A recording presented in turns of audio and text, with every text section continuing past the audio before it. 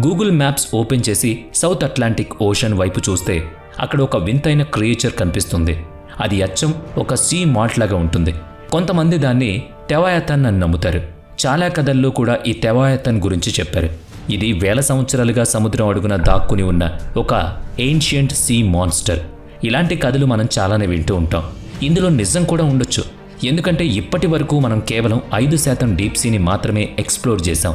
అంటే ఇంకా 95%లో ఏముందో మనకు తెలియదు. మన దగ్గర ఇంత అడ్వాన్స్డ్ టెక్నాలజీ ఉన్న సముద్రం అడుగుకి చేరుకోలేకపోతున్నాం.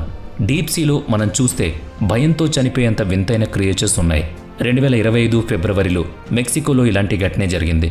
సముద్రం అడుగున ఉండే ఒక వింత క్రియేచర్ అకస్మాత్తుగా నీటిపైకొచ్చింది. ఆ వీడియోను జాగ్రత్తగా చూస్తే అది మళ్ళీ ఓషన్ లోపలికి వెళ్ళడానికి ఇష్టపడలేదని అర్థమవుతోంది. ఈ క్రీచర్ పేరు ఓర్ ఫిష్. ఇది సొంత ఎలక్ట్రిసిటీ ప్రొడ్యూస్ చేస్తుంది. అంతకంటే షాకింగ్ విషయం ఏంటంటే అది బయటకు వచ్చిన కొన్ని రోజులకే అక్కడ చాలా ప్రమాదమైన ఎర్త్ క్వేక్ వచ్చింది. 2011లో జపాన్లో ఎర్త్ క్వేక్ మరియు సునామీ రావడానికి ముందు కూడా బీచ్లలో ఈ ఓర్ ఫిష్లు కనిపించాయి. అంటే ఇవి ప్రళయానికి సంకేతాలు. కాలిఫోర్నియాలో కూడా ఓర్ ఫిష్ బయటకొచ్చిన 2 రోజుల్లోనే ఒక పెద్ద ఎర్త్ క్వేక్ వచ్చింది.